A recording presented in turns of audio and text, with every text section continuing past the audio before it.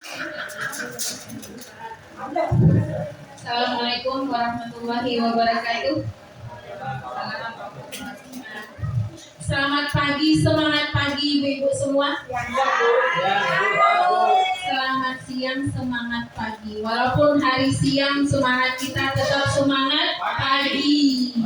Jadi jangan bilang semangat siang. Kalaupun siang bilang semangat siang, nanti malam semangat malam. Walaupun malam semangat kita tetap semangat pagi. Semangat semua. Bismillahirrahmanirrahim. Hari ini kegiatan kita diseminasi atau pengimbasan modul 1.4 budaya positif.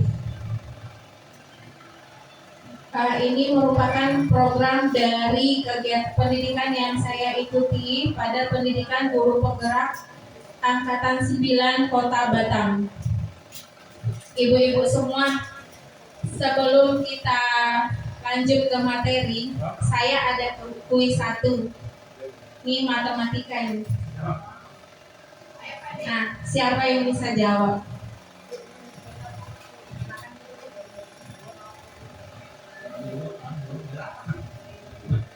Kadang, aduh, matematika lagi. Paling gak suka ini.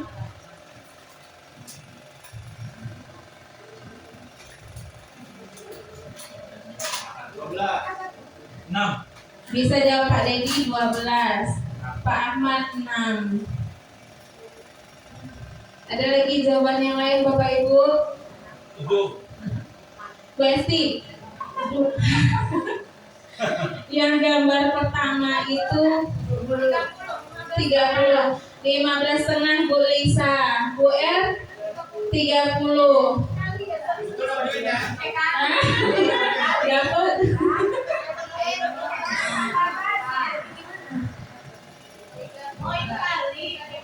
Nih, 15 Pak Dedi, 15 Bu Sam, 12 setengah, 14.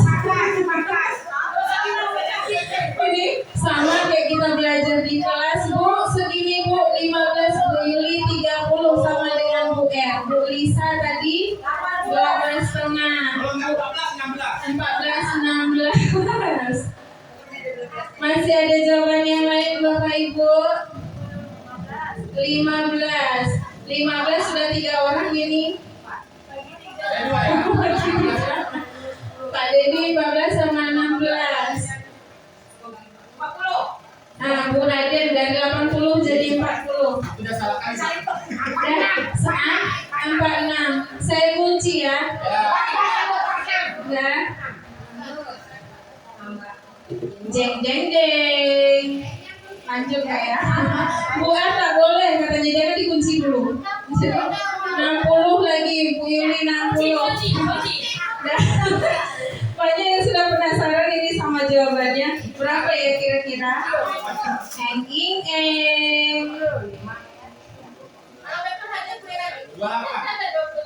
Nah,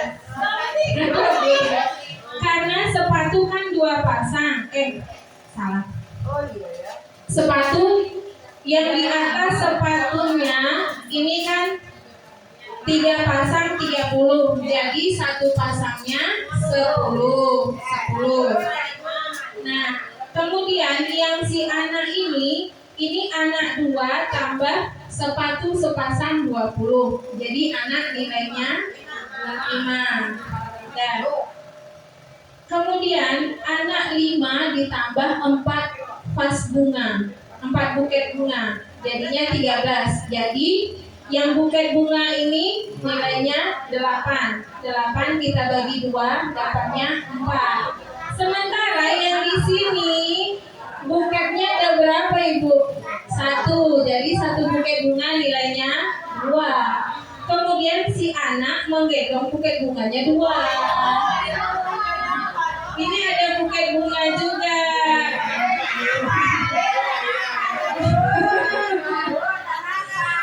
Ini makanya mengasah kejelian mata dan ketajaman otak. Nah, sepatunya di sini cuma sebelah. Yang di atas kan sepatunya sepasang. Jadi anak tadi nilainya kan 5, tambahlah pas buket bunga 4, 9. 9 kita kalikan dengan 2. Kan kali dulu. Tambah kali, jadi kita kerjakan yang kali dulu. Kenapa ini tambah? Karena kan satu anak dengan bunga itu ibarat perkalian di dalam penjumlahan di dalam kurung. Jadi 9 kali 2 18. Tambah 1 sepatu. Sepatunya tidak sepasang, tapi sepatunya cuma 1. Jadi 5. 5 tambah 18 23. Jadi oh lagi ya. Saya pun jadi lupa. Inilah tambah sepatunya 10 lagi. Jadi 5 tambah 4 9 ditambah 10 19 kali 2 38 tambah 5 43. Jadi kita sama-sama zong semua. Ini juga bisa kita gunakan di kelas ya ibu-ibu ya. Kalau anak sudah ngantuk, bolehlah permainan ini kita pakai di kelas. Nah kita lanjut Bu. Budaya positif. Nah kalau saya bahas budaya positif, apa yang ibu bapak bayangkan? Apa yang ada dalam pikiran bapak ibu? Apa itu budaya positif? Nah, kebiasaan yang baik. Kemudian apa Bu Yuli? Sopan santun boleh. Ada yang lagi? Nah, pakaian yang bagus atau pakaian yang rapi boleh. Ada lagi? Tutur kata yang baik berarti mengacu pada etika. Nah, itu yang mau kita bahas di sini. Konsep inti dalam budaya positif ini ada perubahan paradigma belajar, disiplin positif, nilai kebajikan, kebutuhan dasar manusia, motivasi perilaku manusia, posisi kontrol guru, keyakinan kelas, dan segitiga restitusi. Kontrol. Nah, dalam pembelajaran dengan paradigma baru, ini sekolah kita sudah mulai menerapkan dalam 2 tahun terakhir ini di kurikulum Merdeka. Karena pembelajaran dengan paradigma baru ini mengacu ke profil pelajar Pancasila. Ini sesuai dengan harapan Bapak Pendidikan kita. Siapa Bapak Pendidikan kita, Bapak Ibu? Ki Hajar Dewantara. Nah, Bapak Ki Hajar Dewantara berharap pendidikan itu menghamba pada murid. Kata kuncinya di sini menghamba kepada murid, bukan kita menyembah murid ya Bapak Ibu ya. Jadi pembelajaran itu kita laksanakan dengan berdasarkan profil pelajar Pancasila ini. Pembelajaran berdiferensiasi. Nah, apa saja dia? Yang profil pelajar Pancasila itu ada yang pertama beriman dan bertakwa kepada Tuhan Yang Maha Esa, kemudian berakhlak mulia, kemudian berkebinekaan global, bergotong royong, kreatif, bernalar kritis dan mandiri. Jadi harapan kita dalam pelajar Pancasila ini siswa tidak hanya pandai dari segi kognitif saja. Dia juga bisa mengontrol emosi atau EQ-nya dalam kehidupan sehari-hari. Kemudian dia juga mampu mandi sendiri. Kemudian kreatif, bernalar kritis. Jadi apa yang kita berikan kepada murid itu mereka tidak terima mentah-mentah begitu saja. Kadang ada yang contohnya dalam pembelajaran di kelas. Pada saat kita mengajar, Bu, ini paling sering matematika ini. Bu, saya caranya tidak seperti ini, Bu. Bu, saya punya cara yang lain. Berarti nalarnya sudah jalan. Karena memang kalau kita ke Panindo tidak hanya bisa lewat Kampung Becek saja, kita juga bisa lewat PJB, bisa lewat Pasar Perumnas. Kalau yang mau muter-muter dulu, pergilah Pasar Perumnas dulu, lewat Simpang Basecamp, baru sampai di Panindo. Tapi kalau anak yang dia mau naik bus, punya mobil sendiri, langsung dari sini lewat kampung becek sampai ke Panindo. Itu kita ibaratkan kepada siswa yang kemampuan intelektualnya cepat, dia akan cepat sampai.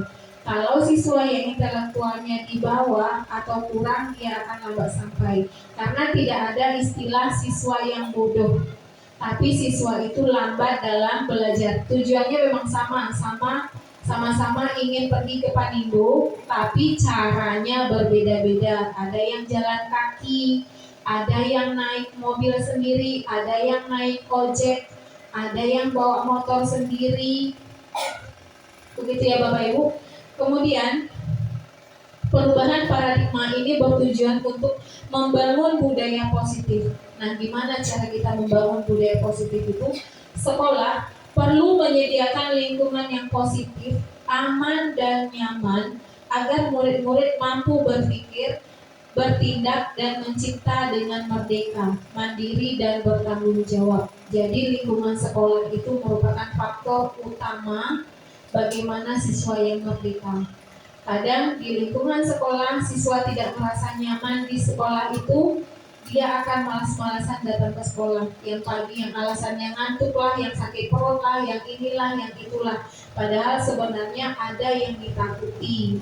Kemudian kalau kita sebagai guru mampu mengacu kepada murid, nah siswa itu, Mak, saya nggak mau libur sekolah. Kenapa? Takut ketinggalan pelajaran. Karena apa? Karena dia suka gurunya. Seperti yang disampaikan oleh Bapak Haji Anies Baswedan, Bapak Anies Baswedan, karena bagi siswa itu dia suka pelajarannya bukan karena bukunya, tapi karena gurunya. Itu yang disampaikan beliau waktu dalam acara Kami Ilyas kemarin. Siswa akan semangat belajar kalau dia menyukai si guru tersebut. Tapi kalau dia tidak suka, maka pelajarannya pun otomatis tidak akan suka. Begitu juga dengan kita Bapak Ibu ya.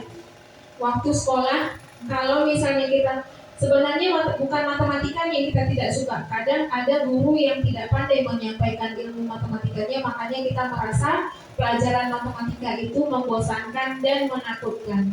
Tapi kalau gurunya pandai, siswa apapun pelajarannya, karena dia suka dengan gurunya, dia juga akan suka dengan pelajaran tersebut. Itu yang mau kita ubah di sini.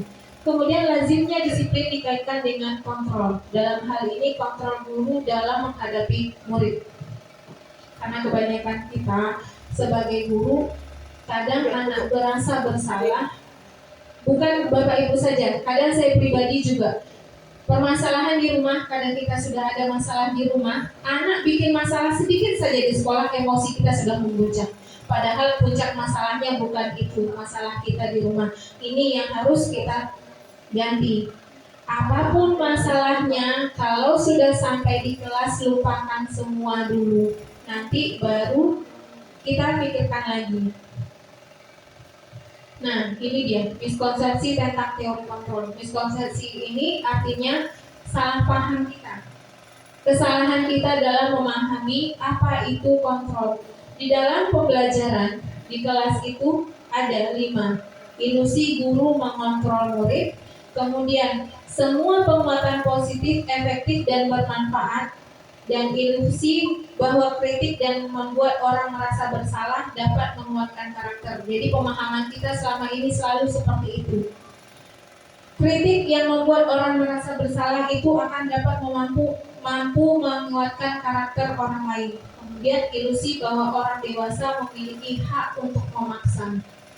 Jadi anak-anak harus mematuhi aturan yang sudah kita buat. Padahal sebenarnya itu tidak betul. Bagaimana yang betulnya? Kita membuat keyakinan atau kesepakatan kelas. Nah, kesepakatan kelas itu bagaimana cara membuatnya?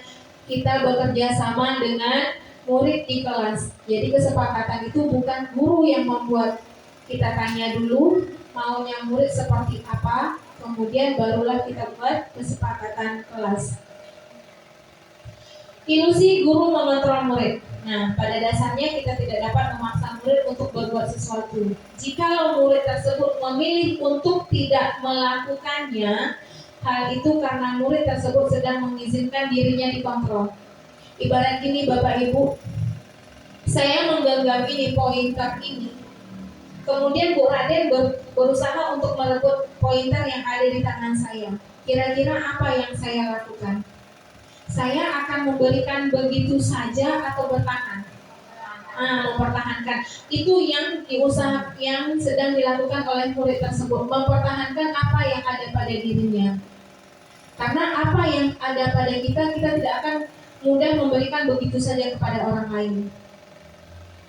Karena murid tersebut sedang mengizinkan dirinya dikontrol. Saat itu bentuk kontrol guru menjadi kebutuhan dasar yang dipilih oleh murid tersebut. Teori kontrol ini menyatakan bahwa semua perilaku memiliki tujuan, bahkan terhadap perilaku yang tidak disukai. Kadang peraturan yang kita buat itu siswa tidak menyukainya, makanya dia tidak mau melakukannya. Lanjut.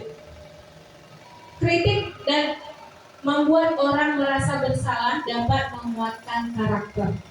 Menggunakan kritik dan rasa bersalah ini merupakan usaha kita yang salah. Karena ini membuat siswa merasa gagal. Gagalnya bukan gagal dalam pembelajaran, tapi gagal dalam mengatur emosi siswa. Mereka belajar untuk merasa buruk tentang diri mereka. Karena kan kita mengajarnya gini, kamu buat seperti itu. Seperti gini ya ibu-ibu, misalnya saya nih ngajar di kelas Bu Yulinya tidak datang.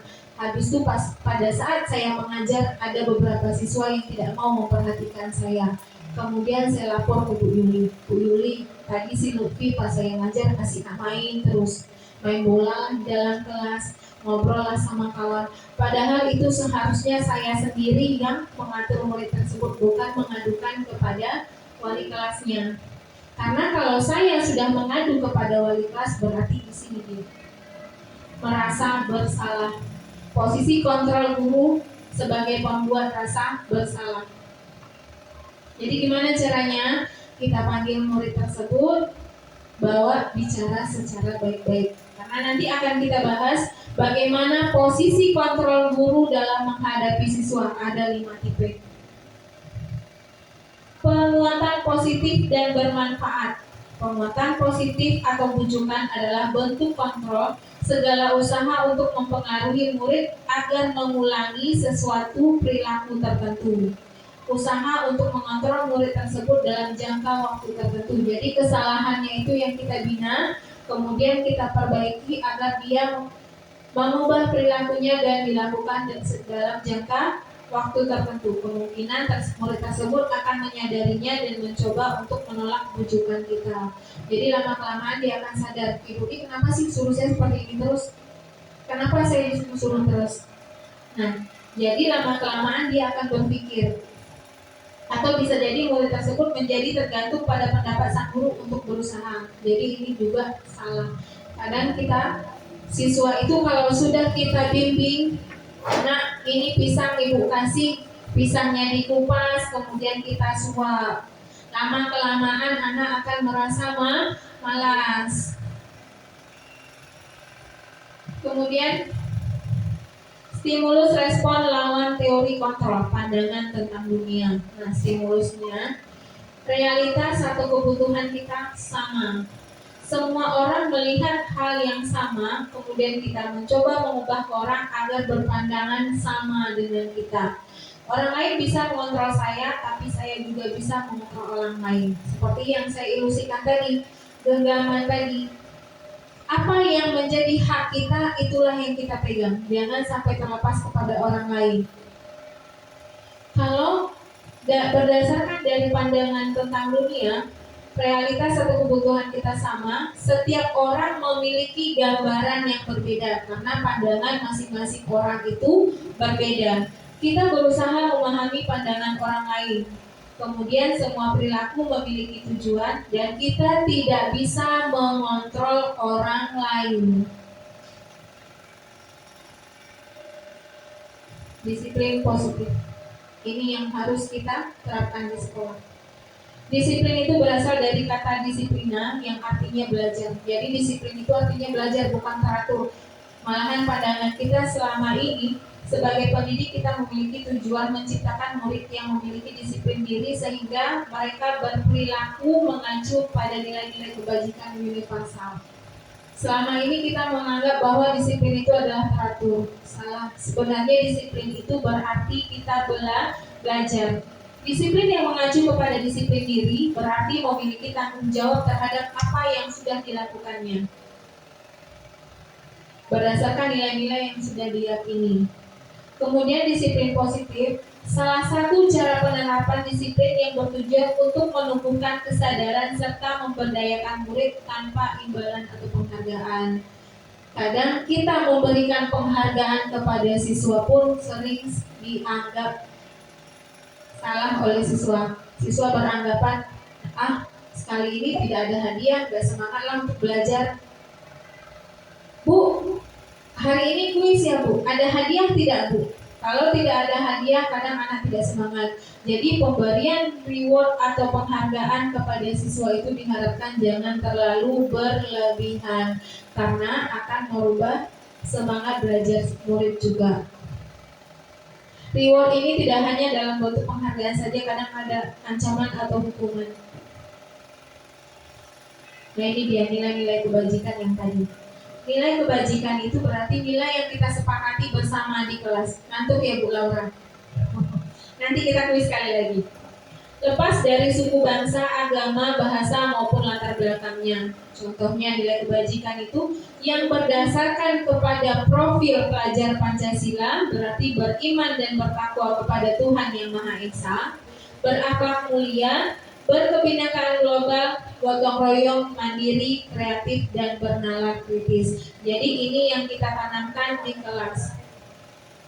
Sementara berdasarkan dari Primary Years Program, nilai kebajikannya adalah toleransi, rasa hormat, integritas, mandiri, menghargai, antusias, empati, keingintahuan, kreativitas, kerjasama, percaya diri, dan komitmen. Ini yang harapan kita setelah anak lepas dari sekolah, dia memiliki keterampilan hidup atau life skill.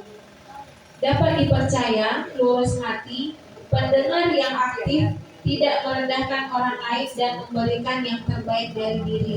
Nah, sekarang pada era 4.0 atau generasi Z ini yang kurang dari siswa kita. Karakternya kurang karena mereka masih egonya tinggi, tidak peduli dengan lingkungan, apalagi sudah disuguhkan dengan gadget. Kalau sudah, jangankan siswa, kita pun sebagai orang dewasa, kalau sudah ada gadget di depan mata, orang lewat pun kadang tak nampak. Apa yang dibacakan oleh orang lain pun kadang-kadang kita tidak bisa mendengar, karena fokus kita sudah ke satu benda tersebut. Jadi gadget ini seolah-olah merupakan bius buat kita. Kita cuma bisa fokus ke sana, yang lain pun tidak didengar. Kebutuhan dasar manusia. Nah, kebutuhan dasar kita sebagai manusia adalah segala sesuatu yang kita lakukan untuk mendapatkan apa yang kita inginkan. Seluruh tindakan yang kita lakukan memiliki tujuan tertentu, dan semua usaha yang kita lakukan dalam rangka agar kebutuhan dasar kita terpenuhi. Nah, apa saja kebutuhan dasar kita, Ibu-ibu? Itu bertahan hidup. Yang pertama, kebutuhan untuk bertahan hidup. Ini termasuk dalam kebutuhan pokok. Jadi kadang kita berusaha hanya untuk bertahan hidup saja. Kadang seperti yang pernah saya sampaikan waktu pendampingan individu 2 kemarin ya Bu Laura ya. Setelah kita selesai di pendidikan tingkat atas, kadang masuk ke universitas pun jurusannya mana yang lolos sajalah.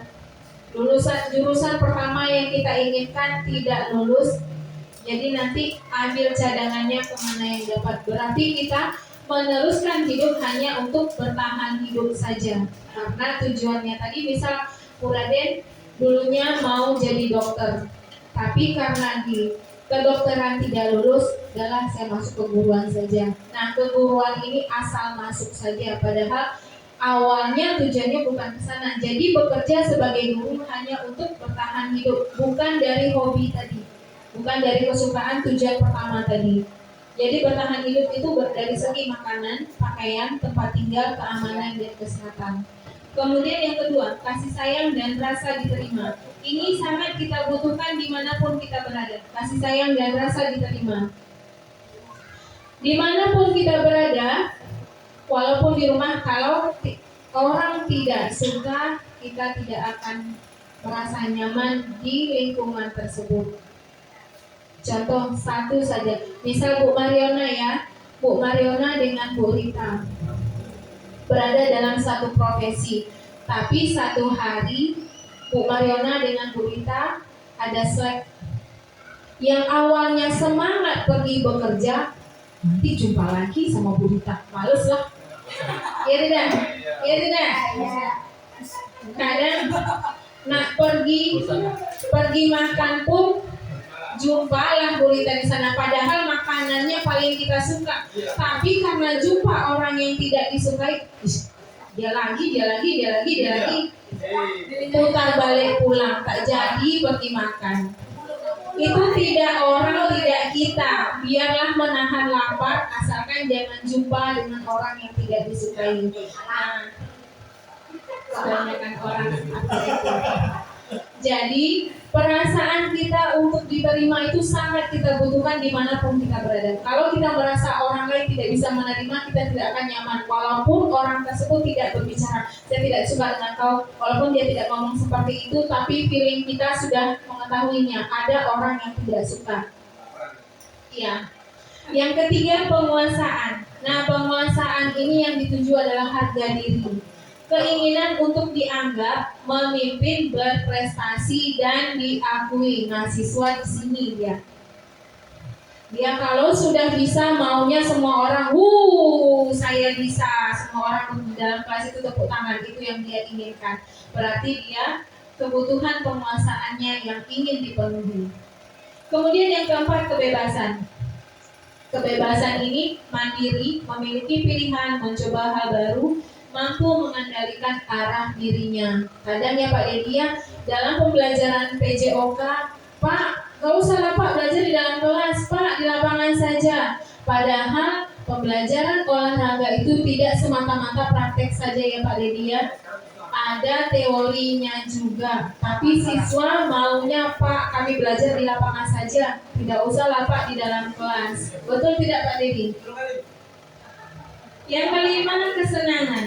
Nah, di dalam pembelajaran di kelas, anak itu tidak monoton dengan teori-teori yang kita berikan saja. Makanya di dalam pembelajaran kita kadang memberikan ice breaking atau teka-teki gambar tadi. Itu juga bisa kita berikan seringan dalam pembelajaran di kelas. Bagaimana cara kita memotivasi perilakunya? Nah, yang pertama tujuannya adalah untuk menghindari ketidaknyamanan atau hukuman tersebut.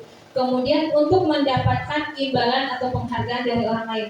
Nah, ini menghindari ketidaknyamanan dan mendapatkan penghargaan dari orang lain itu motivasi yang ada dalam diri kita. Apapun yang kita lakukan, kadang kita merasa kalau kita sudah bisa, kita ingin dihargai oleh orang lain, ingin dipuji oleh orang lain.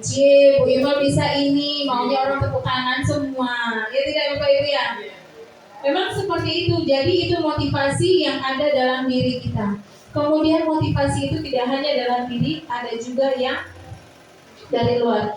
Menjadi orang yang mereka inginkan dan menghargai diri sendiri dengan nilai-nilai yang mereka percayai. Nilai-nilainya tadi, nilai-nilai yang ini. Nih, beriman dan bertakwa, toleransi, rasa hormat dan dapat dipercaya. Ini dia. Hukuman, konsekuensi dan restitusi. Ini yang sedang ada masalah di sekolah kita. Hukuman, konsekuensi dan restitusi. Maaf ya Bapak Ibu ya. Kadang jangankan Bapak Ibu, saya sendiri sebagai guru di kelas 6C juga sering memberikan hukuman kepada siswa. Siswa tidak buat PR sekali dua kali ditegur, dan ketiga kali dah belajar di luar dulu. Sebenarnya itu salah, karena kalau memberikan hukuman itu bukan tugas kita sebagai guru. Itu makanya Mas Nadiem Makarim memprogramkan kurikulum merdeka. Jadi merdeka untuk murid dan merdeka untuk siswa. Apa itu hukuman? Hukuman itu adalah yang kita berikan secara spontan. Karena kan kita memberikan hukuman tidak pernah kita rencanakan. Nanti ada siswa yang tidak buat PR, saya kasih hukuman seperti itu, tidak kan? Jadi kita memberikan hukuman spontan pada saat orang melakukan kesalahan, itulah ide yang muncul di otak kita. Makanya hukuman itu dia tidak terencana dan munculnya secara tiba-tiba. Murid tidak tahu apa yang akan terjadi atau akan dilakukan. Kemudian dia bersifat satu arah karena peraturan dari kita sebagai guru, bukan peraturan antara guru dengan murid. Berupa hukuman fisik atau psikis. Jadi hukuman itu tidak hanya kita memukul anak saja, tidak, tapi kita berkata-kata kotor kepada siswa itu juga sudah termasuk hukuman. Kemudian konsekuensi. Konsekuensi ini ada pada tahap kedua. Konsekuensi ini dia secara terencana atau disepakati. Jadi kita membuat kesepakatan antara guru dengan siswa. Kemudian murid tetap dibuat tidak nyaman. Karena konsekuensi itu biasanya seperti ini. Anak-anak pada tahun ajaran baru ini biasanya kita buat konsekuensi dengan siswa. Nanti kalau tidak buat PR gimana? Bu, panggil orang tua, Bu. Kemudian kalau tidak buat PR gimana? Tulis 5 kali lipat, Bu. Itu kan kesepakatan antara kita dengan siswa. Tapi posisinya tetap siswa merasa tidak nyaman dengan hasil kesepakatan tersebut. Sikap guru selalu memonitor murid. Nah, kita sebagai guru selalu pantau. Siapa yang tidak buat PR? Siapa yang tidak bikin hari ini? Jadi kita masih memonitor tindak laku siswa. Yang ketiga, restitusi. Sebagusnya kita sebagai guru melakukan ini. Apa itu restitusi? Penyelesaian masalah dengan siswa itu tidak hanya kita menjudge, oh kamu salah, oh kamu begini. Tidak hanya seperti itu. Kita melakukan pendekatan kepada siswa. Jadi proses menciptakan kondisi bagi murid untuk memperbaiki kesalahannya. Jadi kita ajak murid untuk menganalisa apa kesalahannya, barulah kita cari solusinya sama-sama. Prosesnya berjalan secara kolaboratif yang mengajarkan murid untuk mencari solusi sendiri. Bagaimana caranya, Bu Iman? Nah ini tadi kita sebelum melakukan restitusi ini, kita harus paham dulu apa itu posisi kontrol sebagai guru. Posisi kontrol sebagai guru itu ada 5 tahap. Yang pertama sebagai penghukum, kemudian pembuat rasa bersalah, sebagai teman, sebagai pemantau, dan yang paling tinggi sebagai manajer. Jadi manajer ini bukan hanya sebagai pimpinan saja, kita sebagai guru juga memiliki posisi sebagai manajer. Manajer ini dalam mengontrol siswa kita. Nih, contohnya penerapan posisi kontrol tadi. Sebagai penghukum, siswa ini yang sering terjadi di sekolah kita setiap hari Senin. Kadang siswa tidak lengkap atributnya. Makanya saya mau menyampaikan pun bagaimana langsung dikasih hukuman.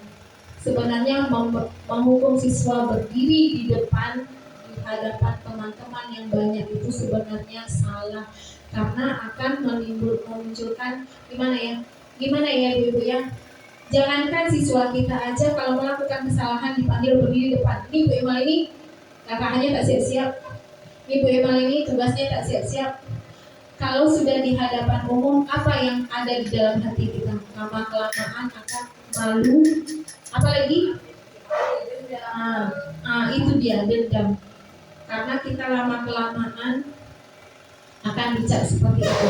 Padahal kita cuma kadang sekali melakukan kesalahan, tapi kalau sudah diberikan hukuman, tersimpannya lama di hati, jadi lama akan hilang. Kalau pemberi rasa bersalah, kita panggil dulu sistem. Berapa kali saya harus beritahu kamu selalu saja mengecewakan ibu atau bapak. Itu yang saya perhatikan hari Senin kemarin ya Bu Mariona ya. Nampak anak Bu Mariona siapa? 5 orang atau 4 orang ya yang tidak menggunakan atribut. Kamu ini sudah berapa kali dikasih tahu masih juga tidak lengkap, tidak pakai topi, tidak pakai dasi. Karena apa Bu Marina? Karena kita sudah jengkel. Siswa yang melakukan kesalahan, tapi kita sebagai guru kita yang disalahkan. Jadi jengkel itu. Nah, karena kita merasa terus disalahkan, kita limpahkan kepada siswa. Sudah berapa kali Bu bilang, kalau setiap Senin Selasa itu pakai dasi, pakai topi, pakai yang lengkap, kamu nggak ngerti juga. Jadi kita memberikan rasa bersalah kepada siswa. Ya, dari ucapan kita, siswa akan merasa bersalah terhadap apa yang mereka lakukan. Kemudian yang ketiga, sebagai teman. Ayo dong ikuti aturan sekolah. Jadi kita berbicara kepada siswa, anggap kita berbicara kepada kawan sendiri. Tolonglah bantu Bapak Ibu. Sekali ini sudah tidak apa-apa. Lain kali jangan berbuat seperti ini lagi ya. Jadi kita tidak langsung emosi menghadapi anak yang melakukan kesalahan. Kita ajak ngomong baik-baik. Ya sudahlah, kali ini Bu maafin. Tapi kalau yang akan datang dilengkapi lagi ya nak ya. Itu kalau kita sebagai teman. Bagaimana kalau dengan sebagai pemantau? Kamu itu sudah melanggar aturan. Kamu tahu tidak konsekuensinya? Nah, konsekuensi ini. Jadi kita sebagai guru memonitor kesalahan siswa, memonitor segala tindak tanduk siswa. Setelah upacara kamu beli atributnya. Ke koperasi jangan diulangi lagi. Jadi kita berikan konsekuensinya kepada siswa. Dia tidak menggunakan atribut yang lengkap tadi, disuruh beli lagi, padahal di rumahnya ada. Minggu besok jangan diulangi lagi ya. Tahu-tahu minggu besok nggak lengkap lagi, suruh lagi beli lagi. Bertumpuklah topi dan dasi itu di rumah. Bagaimana yang sebaiknya itu yang bagaimana? Kita sebagai manajer. Jadi kita panggil siswa tersebut, kita tanya dulu kenapa dia sampai tidak membawa topi dan dasi tersebut. Ada kemarin yang anak Busol siapa namanya? Dasinya itu ada, tapi karena putus. Jadi kan kita tahu kenapa, apa alasan anak tidak memakai dasi tersebut. Jadi tidak langsung kamu tidak pakai dasi, beri di depan. Sebenarnya itu salah. Kemudian tadi alasannya kan dasinya putus. Jadi kita tanya, kalau dasi putus gimana solusinya nak? Bu, saya jahit Bu, atau nanti saya beli yang baru Bu. Jadi posisi kita sebagai guru sebaiknya sebagai manajer, tapi tidak menonton di sini. Kadang emosi kita kan naik turun. Kadang kita bisa juga kembali lagi ke posisi kontrol penghukum tadi.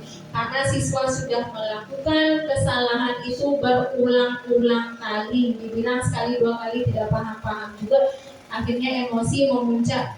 Kembali lagi lah kita ke posisi kontrol sebagai penghukum tersebut. Kita lanjut Bapak Ibu. Nih, kalau seperti ini, saya kecewa sekali dengan kamu. Itu posisi kontrol yang mana Bapak Ibu?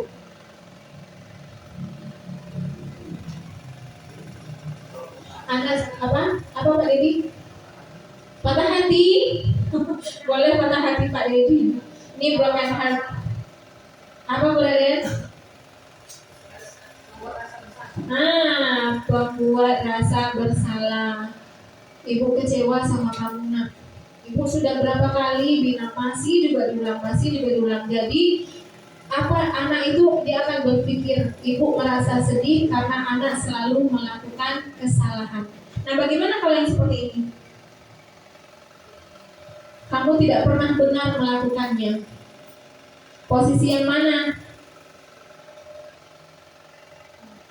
Kamu tidak pernah benar melakukannya.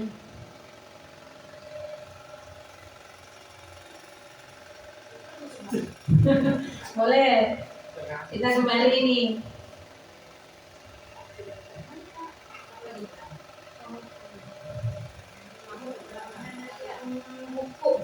Penghukum. Yakin penghukum sebagai pemantau. Karena kamu tidak pernah benar melakukannya. Kita memonitor siswa tadi. Setiap dia melakukan kesalahan, rasa kepo kita muncul lagi. Kenapa lah anak ini salah terus.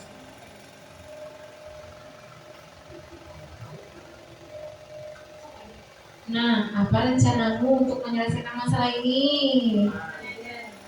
Bagus. Jadi sudah paham ya Ibu semua ya? Belum Pak Diri? Dan jadi sebenarnya 5 posisi kontrol ini ada pada kita semua. Tapi yang mana yang bagusnya kita lakukan sebenarnya sebagai manajer. Tapi kadang kan emosi kita ini tidak bisa dikontrol juga. Kalau sudah menghadapi anak yang itu saja yang bersalah, anak itu saja, kembali lagi lah ke posisi yang nomor 1 jadi penghukum. Tidak bisa dibilangin asik kamu terus yang dipanggil, asik kamu terus yang bikin masalah. Jadi kita lama-lama emosi akan meluncak, dia tidak begini. Jangankan di kelas ibu-ibu, kalau saya di kelas saya rata-rata, tidak 1-2 tapi rata-rata. Dibilang sekali 2 kali, nggak sampai 5 menit diulang lagi, nggak sampai 5 menit diulang lagi. Sewaktu kita memberikan nasihat, dia negur. Seolah-olah apa yang kita sampaikan itu diresapi, tapi belum selesai, belum kering air ludah, diulang lagi. Di sanalah emosi yang makin memuncak.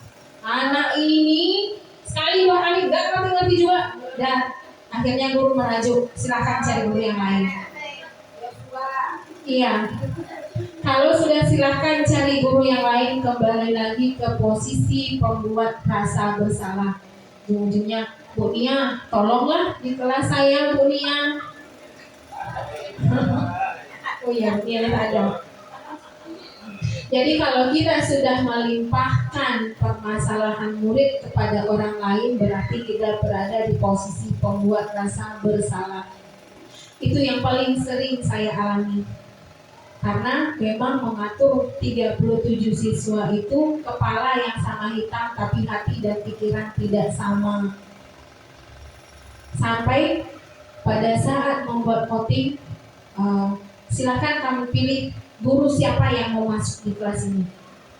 Anak yang rajin belajar bunyi aja Bu, biar kapok kawan-kawan ini. Gak bisa dibilangin gara-gara dia tapi gak belajar. Guru asing nama rajuk terus. Pernah kemarin saya lakukan 3 orang siswa yang memilih belajar sama bunyian. Tujuannya apa? Bukan karena suka belajar sama bunyiannya, biar kawan-kawannya kapok. Jadi posisi saya sebagai guru sebenarnya masih salah, karena tidak bisa menyelesaikan permasalahan dan dilimpahkan kepada orang lain.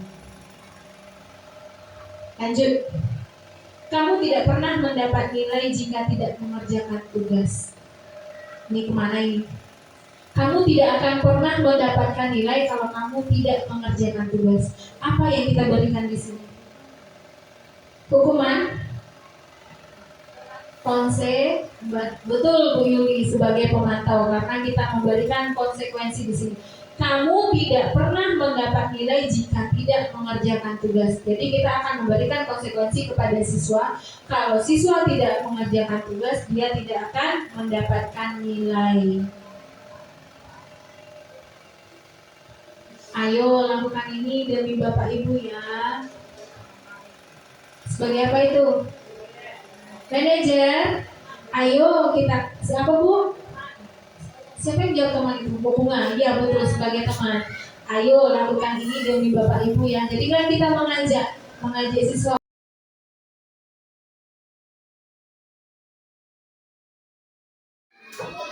Assalamualaikum warahmatullahi wabarakatuh.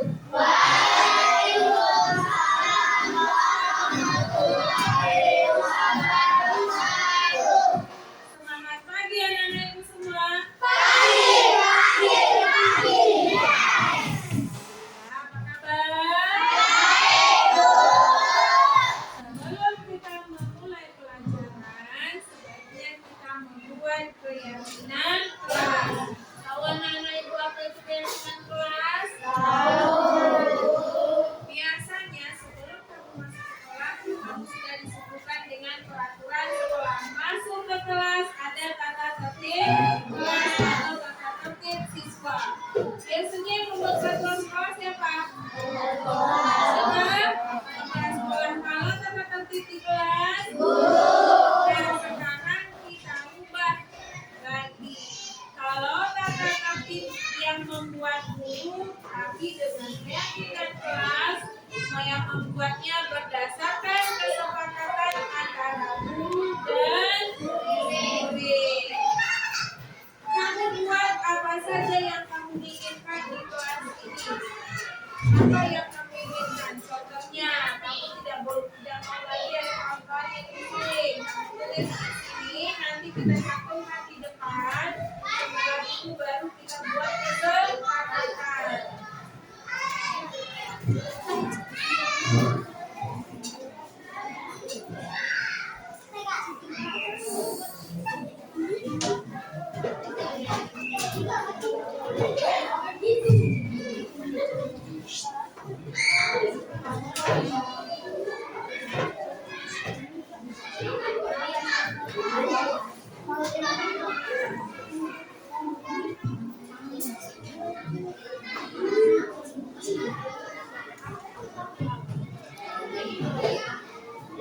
Mau kamu dapat tulis berapa? Satu atau tiga?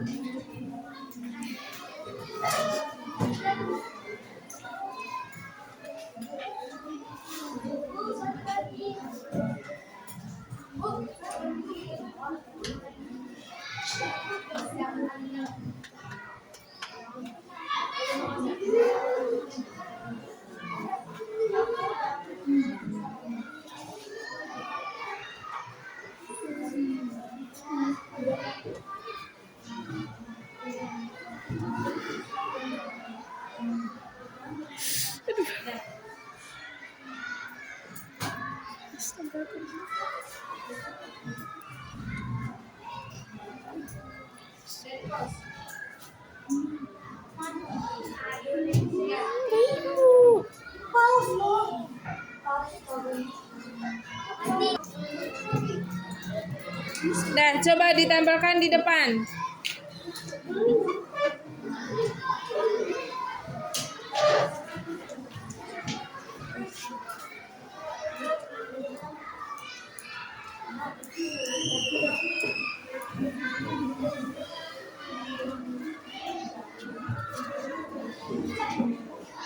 Ada nih, tempelkan depan.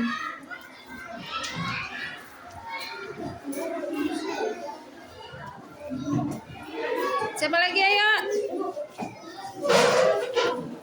Yang sudah siap ditempelkan di depan.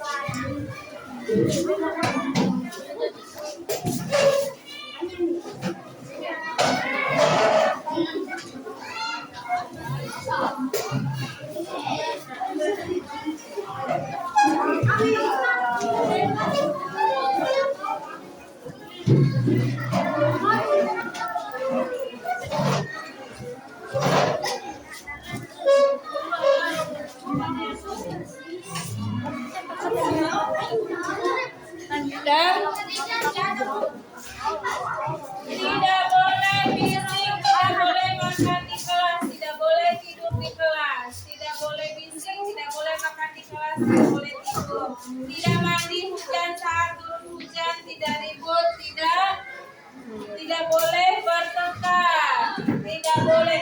Nah, rata-rata kamu membuat kata tidak boleh semua. Sekarang ada nggak yang kamu pulang sekolah lewat yang arah ke toko bangunan sana, ada tidak? Ada. Nah, pada saat kamu lewat ke toko bangunan,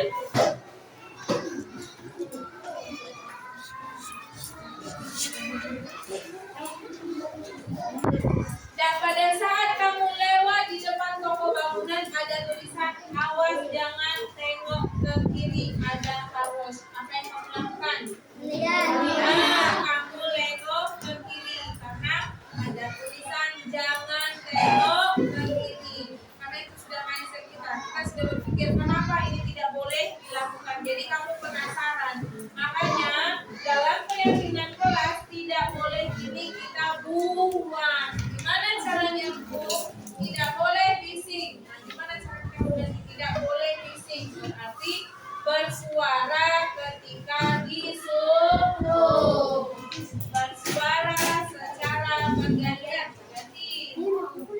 Berbicara secara bergantian.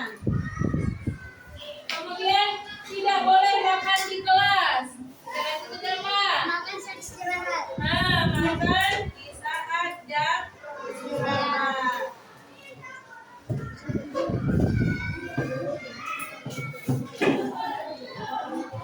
Tidak mandi hujan saat turun hujan.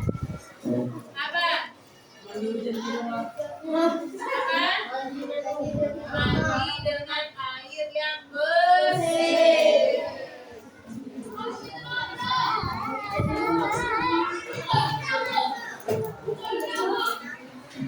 Jangan lari-larian di kelas. Lari-larian istirahat duduk yang terbaik.